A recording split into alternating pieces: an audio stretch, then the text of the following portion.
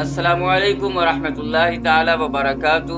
ناظرین کرام، سارے وعلیکم السلام لوگوں کو ورحمۃ اللہ۔ اچھا جواب دے رہے ہیں جی جی، بالکل۔ تو سارے لوگوں کو اکثر شکایت یہ رہا کرتی ہے کم علمی کی بنیاد پر کہ ہمارے یہاں کوئی میت کو غسل دینے والا نہیں ہے۔ میت کو غسل دینے کا طریقہ کیا ہے؟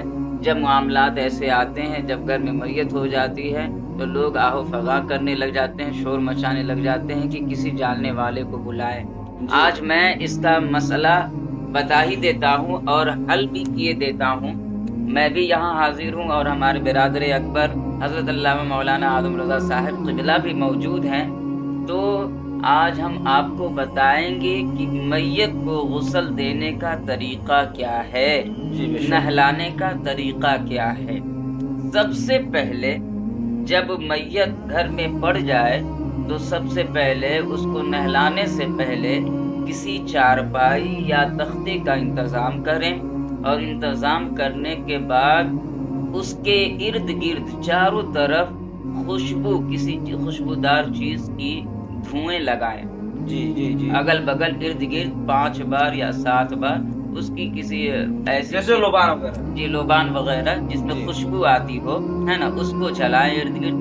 پھر اس کے بعد اس تختے پر یا چارپائی پر جنازے کو لٹا دیں، جی اور اگر جنازہ جو ہے وہ عورت ہے تو وہ اس کو عورت ہی نہلائیں، اور اگر مرد ہے تو اس کو مرد نہلائیں۔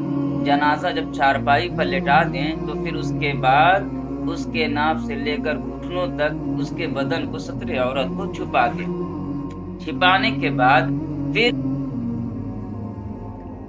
اس کے ستر عورت کو چھپا دیں۔ پھر اس کے بعد جو نہلانے والا ہے پھر میت کو استنجا کرائے، ہاتھ پر کپڑا لپیٹ کر میت کو استنجا کرائے۔ حضرت یہ استنجا جو ہے، جی کئی حضرات استنجا میت کو کرانا سمجھتے نہیں۔ استنجا کو جو ہے صاف لفظوں میں آپ بتائیں استنجا کرانا مطلب کیا ہے؟ استنجا پیشاب کرنے کو ہمارے یہاں سمجھتے لوگ، تو جی، کیا استنجا کا کیا مسئلہ ہے؟ آپ اس کو بتائیں ضرور۔ استنجا کے معنی ہوتے ہیں دھونے کے۔ جی ماشاء اللہ۔ جس جگہ پہ نجاست لگ جائے اس جگہ کو دھونے کو استنجا کہتے ہیں۔ جی بے شک بے شک۔ ٹھیک ہے، تو نجاست والی جگہیں جہاں ہیں، ہے نا، اس جگہ کو دھونے کو استنجا کہتے ہیں۔ ٹھیک ہے، بات سمجھ میں آ گئی، آپ لوگوں کو بھی سمجھ میں آ جائے کہ استنجا اس کو کہتے ہیں جس جگہ پہ نجاست لگی ہو، اس کو دھونے کو استنجا کہتے ہیں، جی بے ہے شک۔ نا۔ پھر استنجا کرانے کے بعد میت کو غسل کرائے، یعنی کہ وضو کرائے۔ اب وضو کرانے کا مطلب یہ ہے کہ جس طرح زندہ لوگوں کو وضو کرایا جاتا ہے اس طرح نہیں، بلکہ میت کو غسل کرانے کا مطلب، وضو کرانے کا مطلب یہ ہے کہ دونوں ہاتھ کو سب سے پہلے کیونیوں سمیت دھوئے، ہے نا، اور اگر بہتر یہ ہوگا کہ روئی کی فریری لے کر کے اس کے ناک کو صاف کر دے، ہے نا، اور جو زبان پہ وہ آئے رہتے ہیں اس کو صاف کر دے، اس طرح۔ پھر اس کے بعد سر کا مسح کرے، پھر اس کے بعد جو ہے وہ دونوں پاؤں کو دھوئے۔ اتنا کرا لینے کے بعد پھر آپ کو کرنا کیا ہے کہ میت کو بائیں کروٹ پہ لٹا دے۔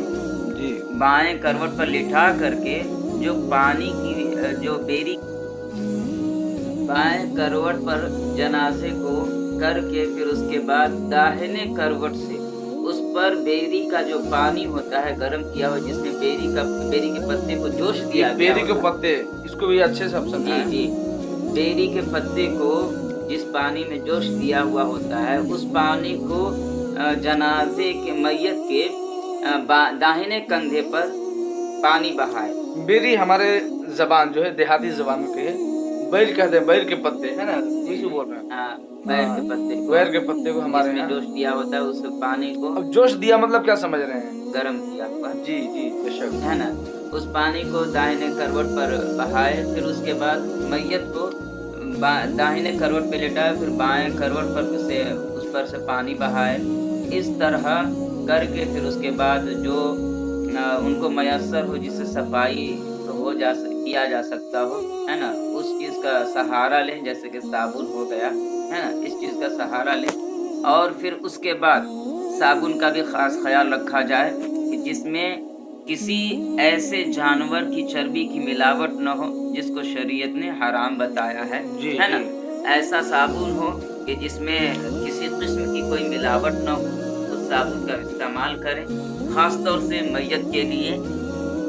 और फिर उसके बाद मैयत को साबुन से नहला सकते हैं और धुला भी सकते हैं और फिर उसके बाद सारे बदन पर काफ़ूर का पानी अगर मयस्सर हो, तो काफ़ूर का पानी भी सारे बदन पर बहा दें। जी इस बेशक। तरह हमारे मैयत का गुस्ल दिया जाता है और बाज़ अहबाब जो परेशान रहा करते हैं, इंशाअल्लाह हमारी बातों से अगर आपको फ़ायदा पहुँचा हो और आपकी जानकारी में कुछ इज़ाफ़ा हुआ हो, तो हमारे चैनल को सब्सक्राइब करें